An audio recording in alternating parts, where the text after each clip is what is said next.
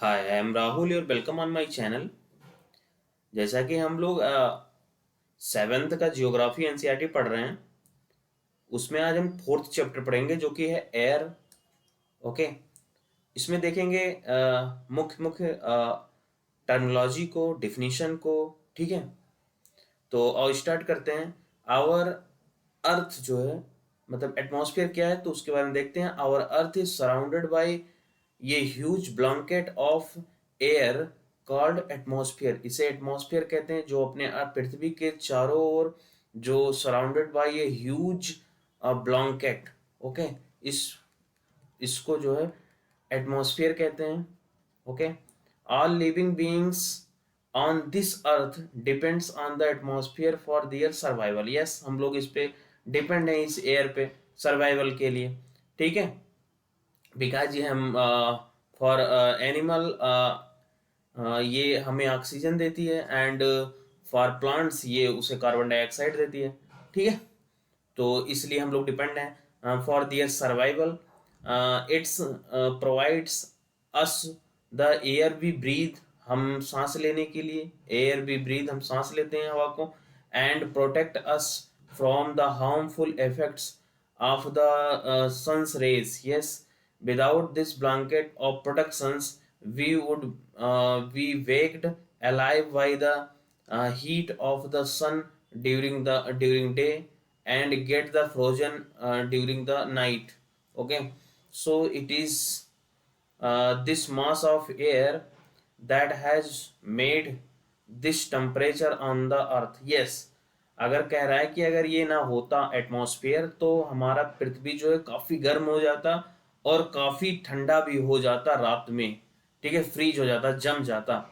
ठीक है, लेकिन जब ये एटमॉस्फेयर जो है ये हमारे पृथ्वी की टेम्परेचर को मेंटेन रखता है। देखो, so it is this mass of air that has made the temperature on the earth livable, मतलब जीने वाला प्लेनेट बनाता है। ठीक है, टेम्परेचर। आगे देखते हैं कार्बन डाइऑक्साइड को। देख क्या है कार्बन डाइऑक्साइड के बारे में। Carbon dioxide release in the atmosphere creates a green house effect. Okay, by trapping the heat radiated from the earth. Okay, जो रेडिएट होता है पृथ्वी से, मतलब अर्थ से हीट उसको एब्जॉर्ब कर लेता है।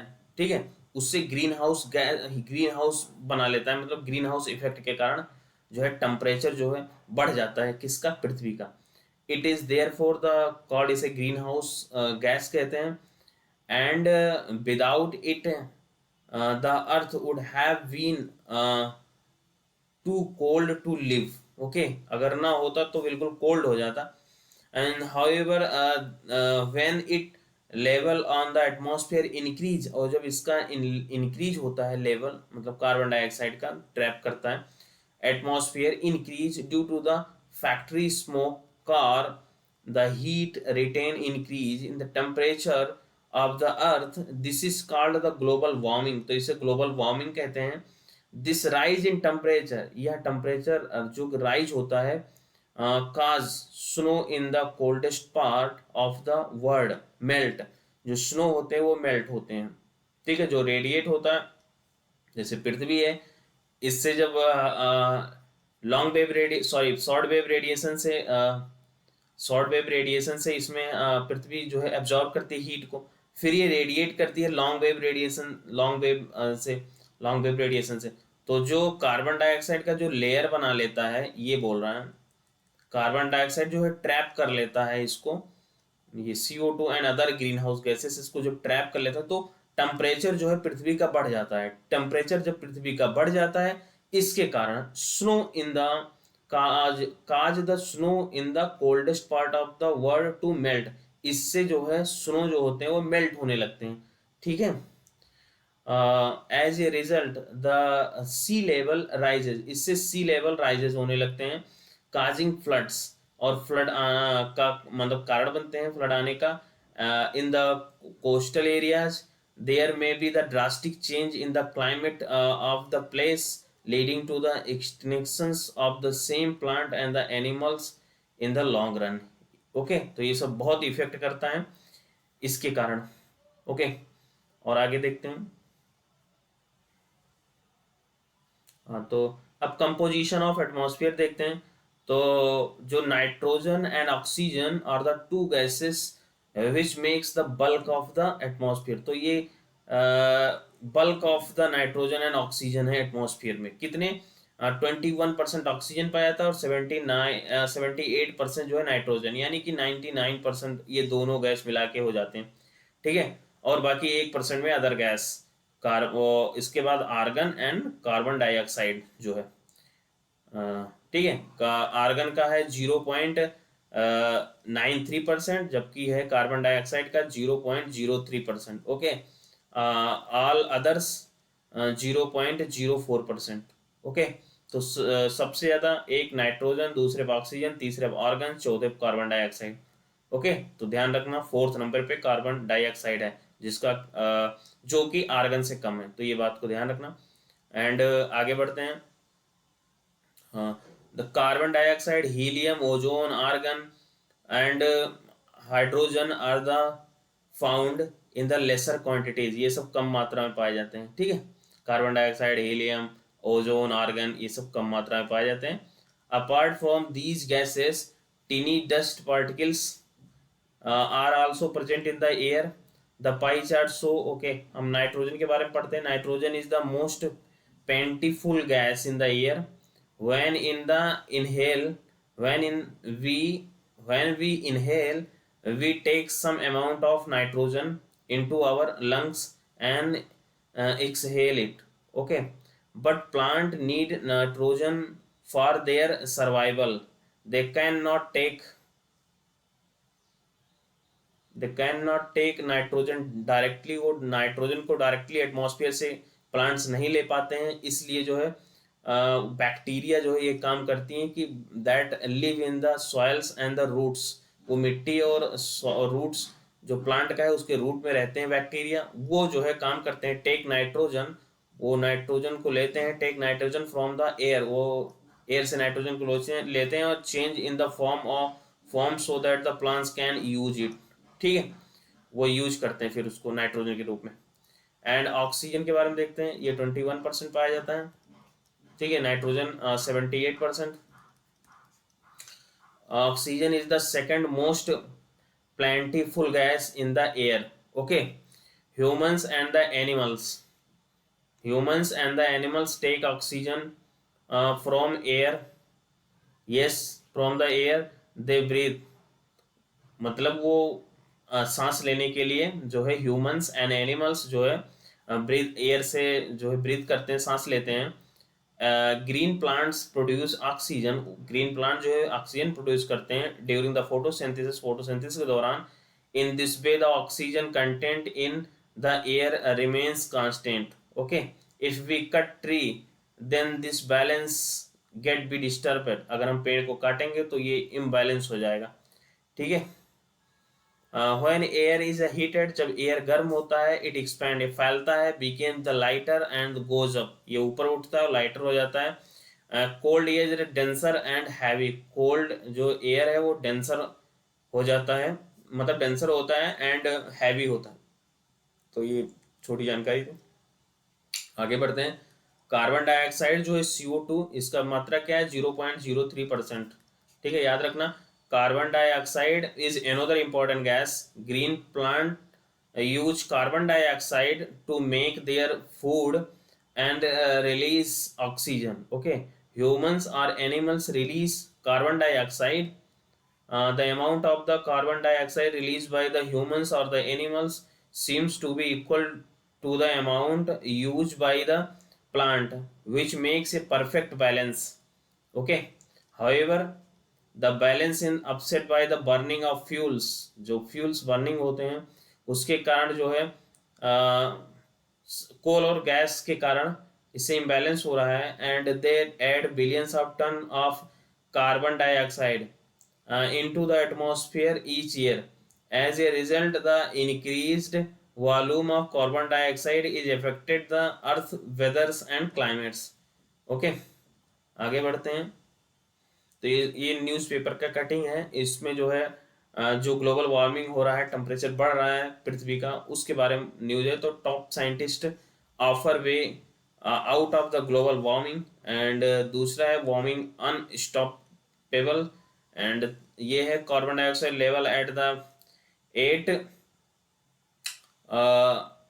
मतलब 8,000, sorry 800,000 years high. Okay, and other news है ग्लोबल सन स्क्रीन, मतलब सारे लोग ये बता रहे हैं कि टेम्परेचर बढ़ रहा है, इसी के बारे में सेव पृथ्वी।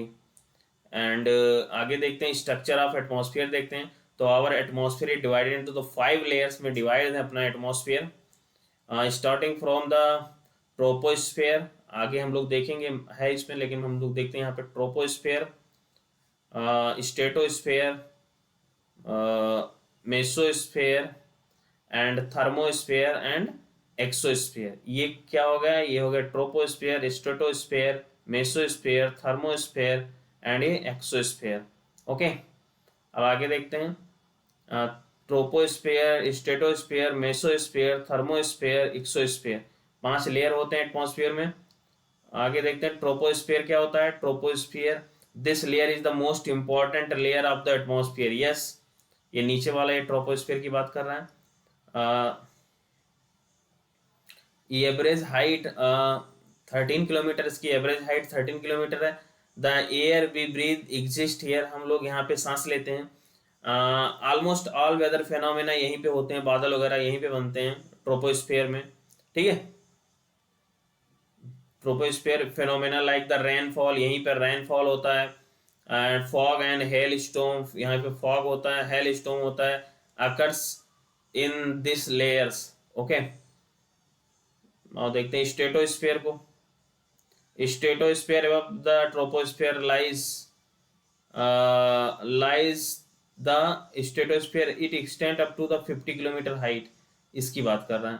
देखो ट्रोपोपॉज जहाँ पे बाउंड्री है स्ट्रेटोस्फेयर और ट्रोपोस्फेयर के, उसे ट्रोपोपॉज कहते हैं। ठीक है, अब इसकी ऊंचाई 50 किलोमीटर तक होती है। अब इसमें क्या कह रहा है, इसमें वेदर फिनोमेना नहीं होता है। extend this layers are not free from the cloud and the associate weather phenomena, ये जो है इससे फ्री होता है, क्लाउड एंड वेदर फिनोमेना नहीं होता है यहाँ पे।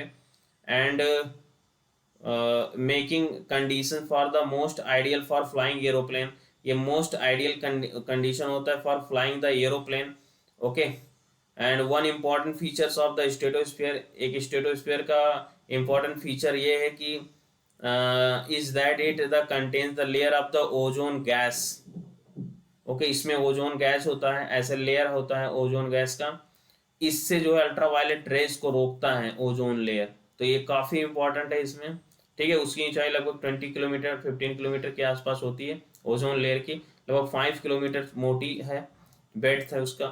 तो ये अल्ट्रावायलेट रेज को रोकती है, जिससे कि हम यहाँ पृथ्वी पर जो है, जो हम लोग सरफेस पे रहते हैं उस पर कम नुकसान होता है। ठीक है, जैसे कि ह्यूमन में स्क्रीन जलने लगता है, मतलब कैंसर एंड जो अपने मोनूमेंट्स हैं वो नुकसान होंगे, फसल भी खराब होंगी। ओके, तो ये सब चीज़ें होता रहता है, तो इससे बचाता है ओजोन।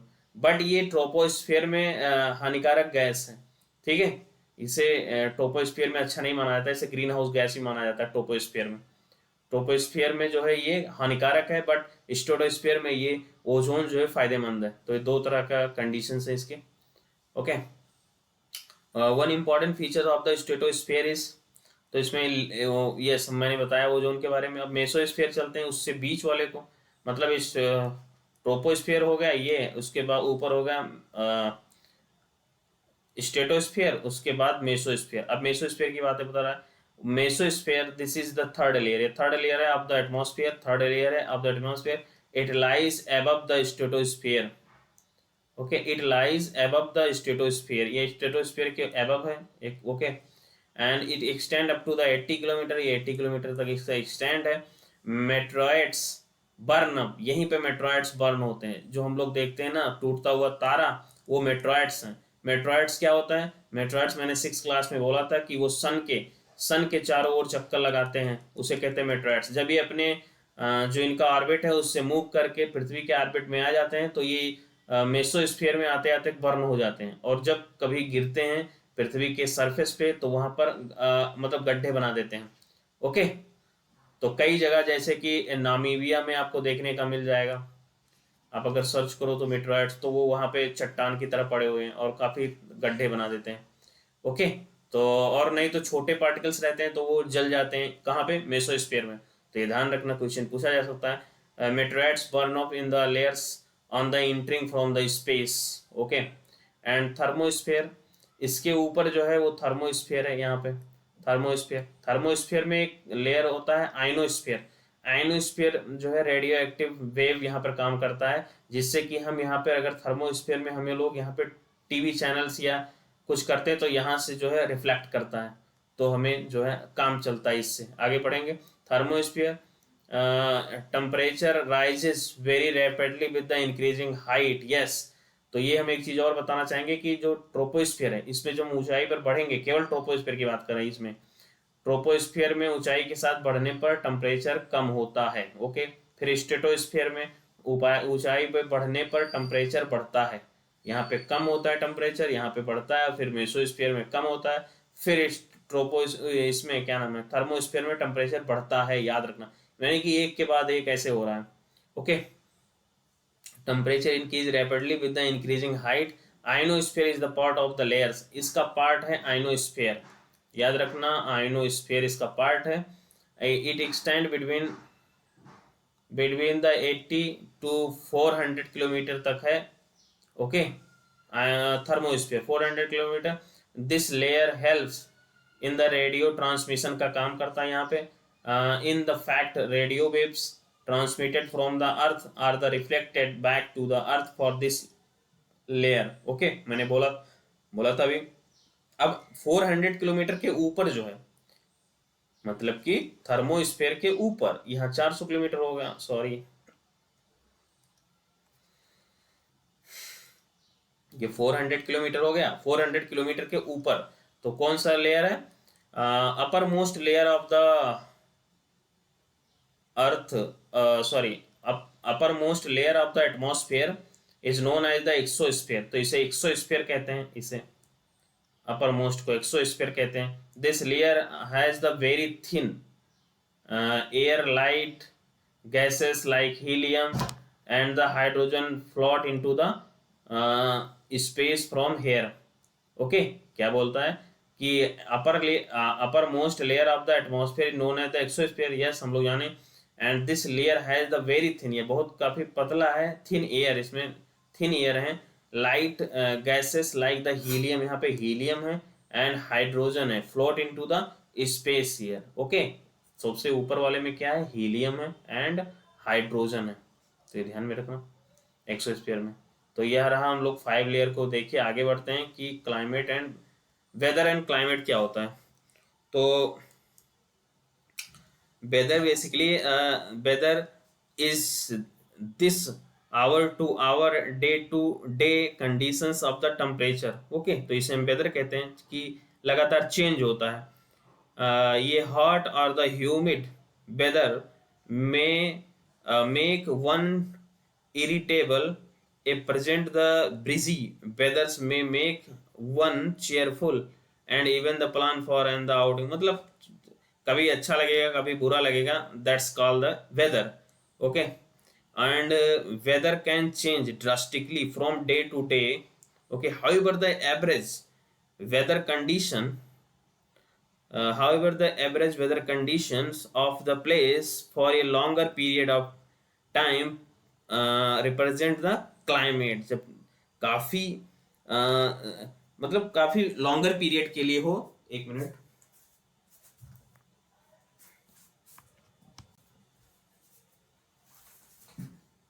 हाँ, जब काफी लॉन्गर पीरियड के लिए हो तो उसे क्लाइमेट कहते हैं। ठीक है, लाइक 50 ईयर्स, 100 ईयर्स, तो उसे क्या कहते हैं, क्लाइमेट। ओके, और वो काफी मतलब ब्रॉड एरिया में भी होगा। वेदर वेदर जो है वो शॉर्ट एरिया में भी होगा और शॉर्ट ड्यूरेशन के लिए होगा। बट जो क्लाइमेट है वो लॉन्ग पीरियड ऑफ टाइम में चेंज होगा, लॉन्ग पीरियड ऑफ टाइम के लिए, और लॉन्ग मतलब एरिया कवर करेगा। ओके, तो ये डिफरेंस है इसमें दोनों में। ओके, और इसमें कह रहा है कि हम लोग जो सन से जो एनर्जी रिसीव करता है अपना पृथ्वी हीट, वो केवल पृथ्वी जो जितना जितना हीट जो है सन के पास है उसका 1 अरबवां पार्ट, ओके, 1 बिलियन पार्ट जो है हम लोग केवल रिसीव करते हैं, ये बोल रहा है। आगे बढ़ते हैं, टेम्परेचर को देखते हैं। टेम्परेचर क्या है? Temperature you feel every day in the temperature of the atmosphere. Yes, हम लोग एटमॉस्फेयर में जो फील करते हैं टेम्परेचर को।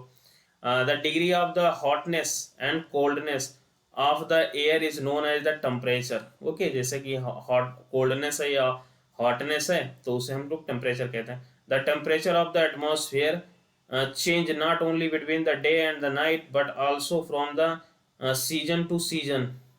Okay, season to season temperature change होता है। Summers are the hotter than the winter. Yes, हम लोग जानते हैं कि समर जो है वो हॉटर देन द विंटर होता है।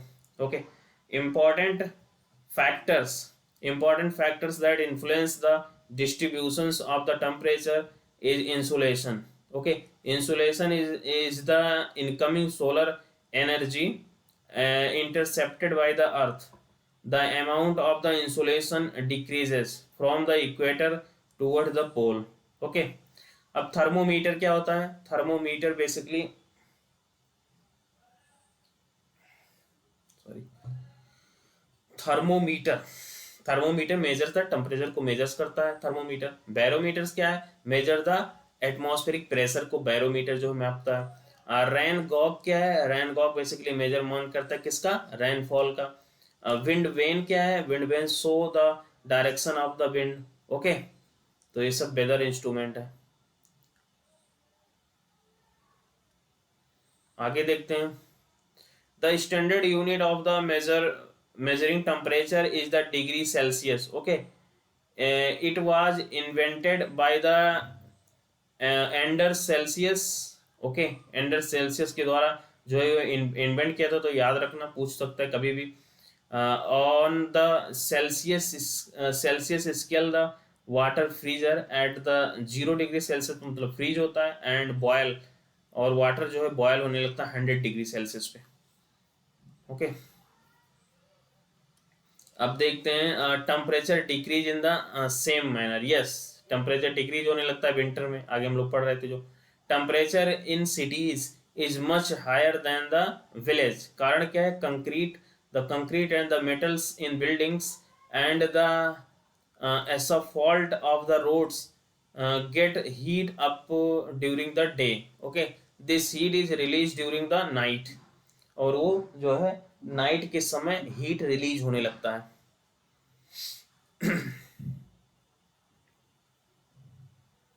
अब चलते हैं एयर प्रेशर को देखते हैं।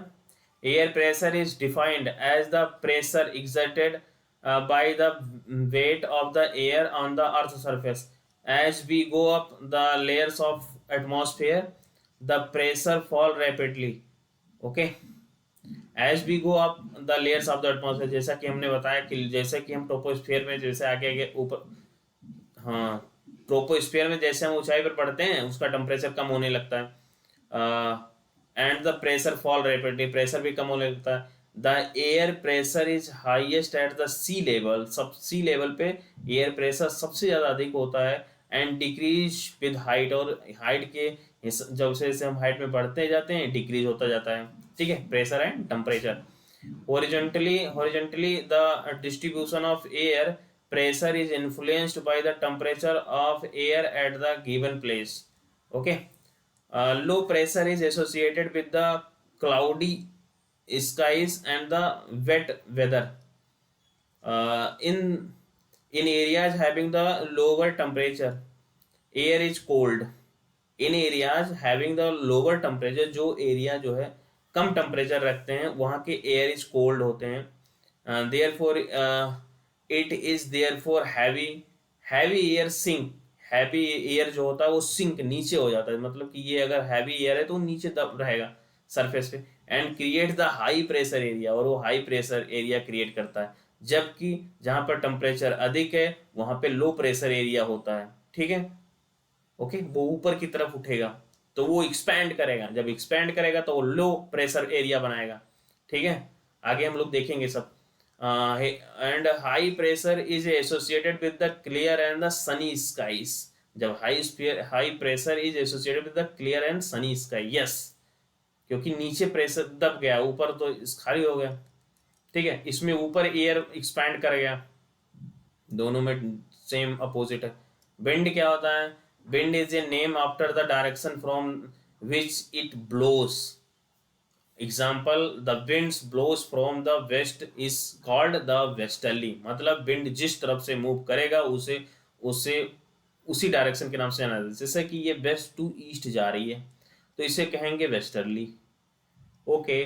और ये ईस्ट से वेस्ट की तरफ जा रही है, इसलिए जिस दिशा से जा रही है, ओके, ये वेस्ट से जा रही है वेस्टर्ली, ये ईस्ट से जा रही है ईस्टर्ली, ओके। अब आगे बढ़ते हैं। Wind, the movement of air from the high pressure area to low pressure area. The movement of air from the high pressure area to low pressure area is called wind, okay. मतलब high pressure से low pressure, मतलब यहाँ high pressure होगा और यहाँ low pressure होगा तभी जा रहा है। और ये हम सही बता रहे हैं, ये 0 डिग्री सेल्सियस है और ये 30 डिग्री सेल्सियस के आस सॉरी डिग्री लेटीट्यूड है। तो 30 डिग्री पर हाई प्रेशर होता है, 0 डिग्री इक्वेटर पर लो प्रेशर होता है, ठीक है। बट 30 डिग्री पर हाई होता है तो यहीं से जो है वेस्टर्ली भी चलेगी। किस तरफ चलती है? ये 45 या 45 डिग्री लेटीट्यूड पे चलती है, जहाँ की लो प्रेशर एरिया बिल्ड होता है, ठीक है। आगे इसके बारे में हम लोग डीप पढ़ेंगे। ये देखो, ये हम लोग पढ़े थे इक्वेटोरियल लो प्रेशर एरिया, जो कि 0 से 5 डिग्री लेटीट्यूड होता था, उसे डोल्ड्रम कहते थे। एंड इसके बाद जो है 30 to 35 जो सब tropical high pressure horse latitude इसे बोलते थे, पढ़े थे 6 क्लास में। एंड सब पोलर लो प्रेशर होता है 60 डिग्री पे, एंड हाई प्रेशर। अब इसी जो टेम्परेचर डिफरेंस का अलग अलग बेल्ट है, इसी के कारण जो है विंड का मूवमेंट होता है। इसे कहते हैं परमानेंट विंड या major pressure belt and wind system, okay. जैसे कि ये जो विंड चल रही है ईस्ट टू वेस्ट, इसे कहते हैं ट्रेड विंड। तो लिखा भी है साउथ ईस्ट ट्रेड विंड, इधर लिखा है नॉर्थ ईस्ट ट्रेड विंड। जिस तरफ से चलती है वही नाम दे दिया गया। ऊपर वाला चल रहा है नॉर्थ ईस्ट से तो उसे बोला नॉर्थ ईस्ट ट्रेड विंड। दक्षिण वाला मतलब इधर चल रहा है सदर्न गोलार्ध वाला कहाँ से चल रहा है? साउथ ईस्ट से चल रहा है तो इसे साउथ ईस्ट ट्रेड विंड बोल दिया गया। आगे जो है सब ट्रॉपिकल हाई प्रेशर से सब पोलर लो प्रेशर की तरफ जब विंड चलती है तो उसे प्रिवेलिंग वेस्टर्लीज बोल दिया गया, क्योंकि ये वेस्ट से चल रही है। अब जो हाई प्रेशर से इधर सब पोलर की तरफ चल रही है, हाई प्रेशर भी है तब भी ये ईस्ट की तरफ से ही चल रही है, ठीक है। तो इसे स्टेरली पोलर भी बोलते हैं, पोलर स्टेरलीज। देखो ऐसे ही साउथ में होगा, ठीक है। अब देखो wind can be broadly divided into the 3 types, मतलब परमानेंट विंड। 3 टाइप के विंड होते हैं, उसमें एक परमानेंट है, सीजनल है दूसरा, पहला परमानेंट, दूसरा सीजनल, तीसरा लोकल विंड, ओके। 1 मिनट पानी पी लूं।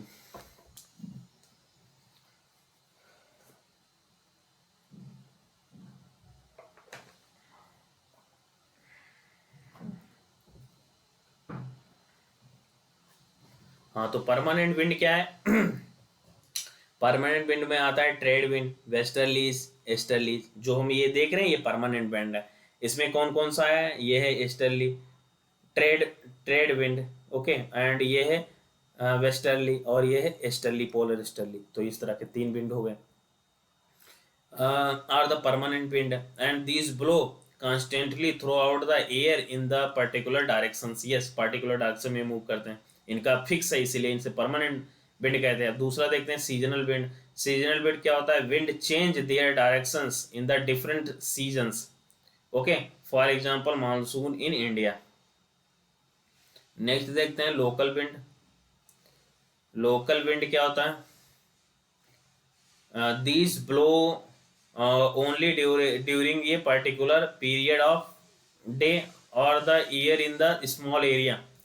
for example land and sea breeze।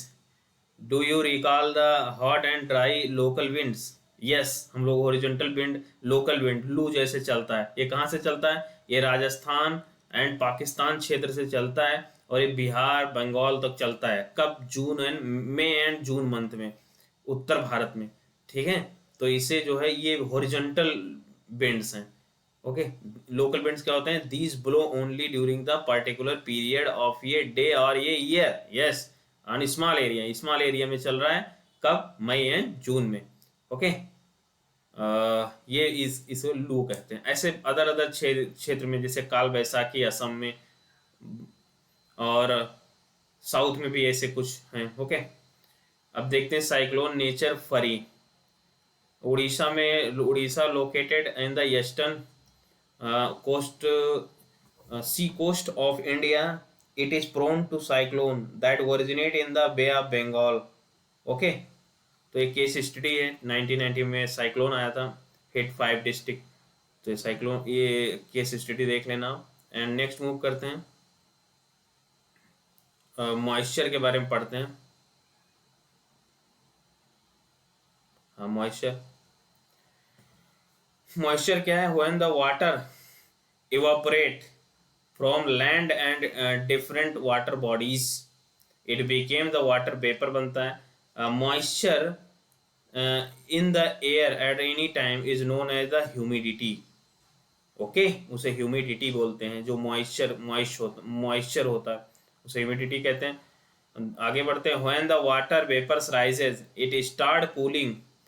when the water vapors rises, जब वाटर वेपर राइजेस होता है, when the water vapor rises it start cooling, वो स्टार्ट करता है कूलिंग का।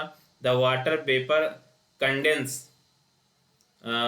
causing formation of droplets of water, वो water को droplet of water मतलब वाटर को अलग करता है। Cloud are the just masses of such water droplets. Cloud क्या है? ये वाटर ड्रॉपलेट्स का एक मास है, मतलब एक मिला हुआ रूप है।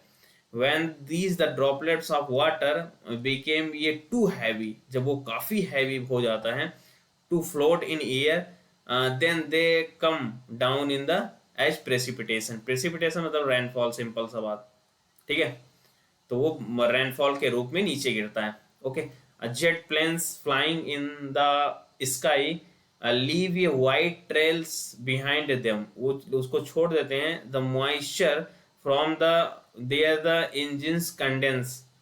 ओके, वो जो मॉइस्चर होता है फ्रॉम उनके, the moisture from there engines condense. Yes, उनके इंजन से जो है मॉइस्चर कंडेंस होता रहता है। आगे देखते हैं प्रेसिपिटेशन। प्रेसिपिटेशन मतलब rainfall. Precipitation that's come down to the earth in a liquid form is called the rain. Precipitation जब लिक्विड फॉर्म में अर्थ पे आता है तो उसे रेन कहते हैं। प्रेसिपिटेशन में अदर भी होते हैं, ओला वगैरह। And most of ground most of the ground water comes from the rain water। okay, and plants help preserve water। okay, आगे बढ़ते हैं। on the basis of the mechanism on the basis of the mechanism there are the three types of the rainfall। okay, on the basis of the mechanism there are the three types of rainfall। तीन तरह के rainfall हैं, the conventional rain, orographic rain and cyclonic rainfall. अब हम आप देखते हैं, ये देखो इधर ये साइक्लोनिक रेनफॉल है, मतलब इसमें दो एयर जो है, cold air and warm air आपस में टकराएंगे तो वो साइक्लोनिक रेनफॉल होता है। इसे आगे हम लोग फ्रंट के नाम से भी जानेंगे, या फ्रोंटोजेनेसिस। ओके, फ्रोंटोजेनेसिस रेन या फ्रंट रेन रेन। ओके, आगे देखते हैं। मॉइस्ट एयर क्या होता है? सॉरी, ओरोग्राफिक रेनफॉल होता क्या होता है? जब माउंटेन, जैसे ये वेस्टर्न घाट है, वेस्टर्न घाट से जब टकराता है और रेनफॉल करता है in the western part of the western Ghat. Okay, तो इधर ज़्यादा रेनफॉल होता है, तो ये हॉट स्पॉट है, यानी कि यहाँ पे अधिक डाइवर्सिटी होगा, हाई रेनफॉल है।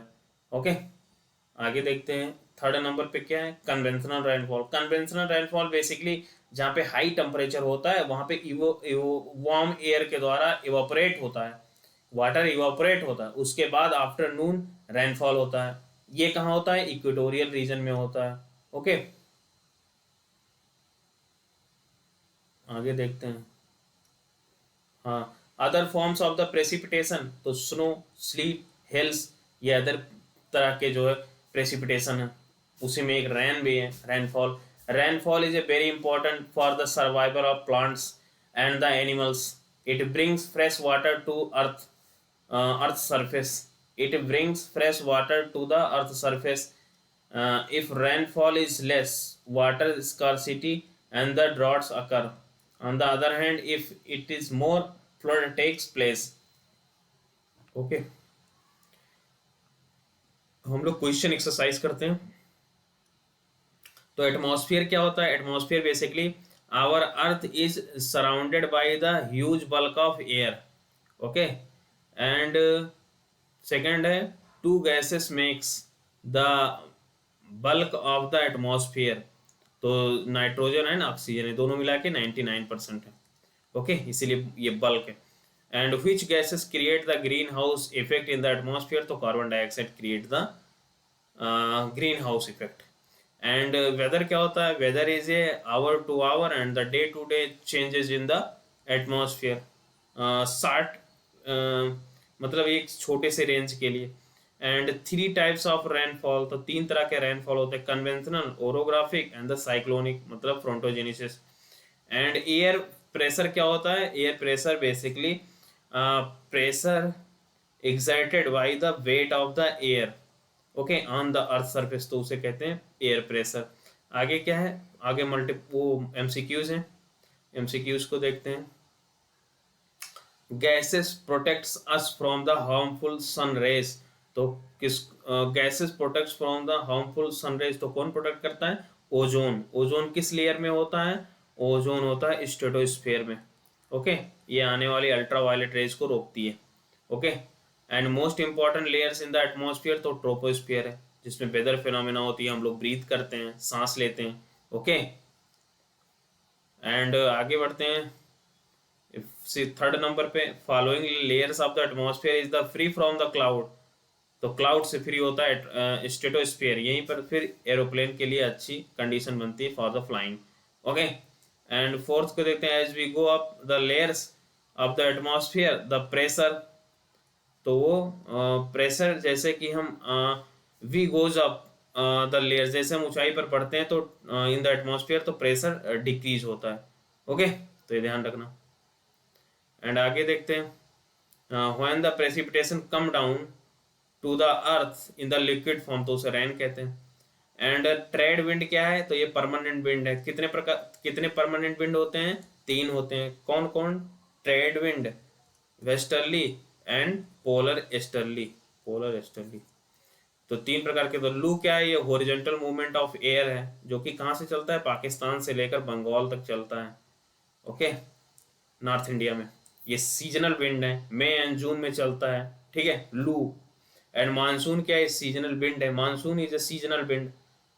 ओके, जुलाई अगस्त, जून जुलाई अगस्त सितंबर, 3 महीने चल होता है, 4 महीने।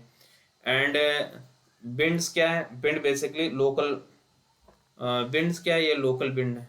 ओके,